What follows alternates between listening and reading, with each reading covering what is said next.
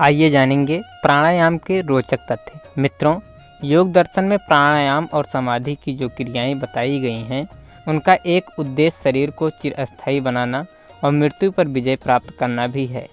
योग शास्त्र में जगह जगह ऐसी सिद्धियां का वर्णन है जिनके द्वारा योगी अपने शरीर को पर्वत के समान भारी या रुई के समान हल्का कर सकता है, पानी पर चल सकता है, आकाश में उड़ सकता है, आग में नहीं जल सकता और कोई रोग या पीड़ा उस पर असर नहीं डाल सकती।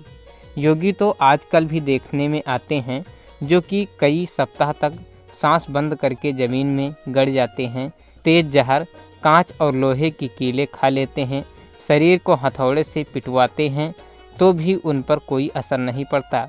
योग की इन्हीं शक्तियों को और सिद्धियों को ध्यान में रखकर स्वामी शिवानंद विज्ञान का गर्भ रखने वाले अमेरिकनों के सामने स्पष्ट शब्द में कह दिया था, योग शास्त्र वर्णित प्राणायाम के सिद्ध होने पर मानो अनंत शक्ति का द्वार खुल जाता है। मान लो किसी व्यक्ति ने प्राणायाम के विषय को पूर्ण रूप से समझ लिया और उससे जीतने में भी सफलता प्राप्त कर ली, तो फिर संसार में ऐसी कौन सी शक्ति है जो उसे प्राप्त नहीं। उसकी आज्ञा से चंद्रमा सूर्य भी हट सकते हैं।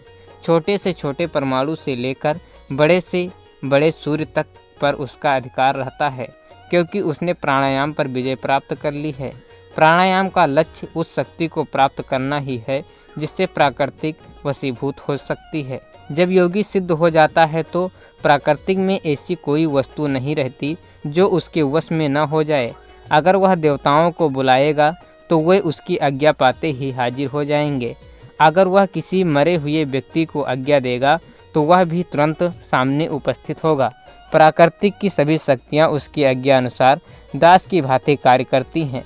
श्वेताश्वर उपनिषद के दूसरे अध्याय में भी योग की ऐसी महिमा लिखी है, अर्थात शरीर का हल्का, स्वास्थ्य, निर्लोभता, सुंदर वर्ण, मीठा स्वर्ण, मलमूत्र की अल्पता और शरीर में से एक प्रकार की मनोहर सुगंध से ये सब लक्षण योग आरंभ करते ही दिखाई पड़ने लगते हैं।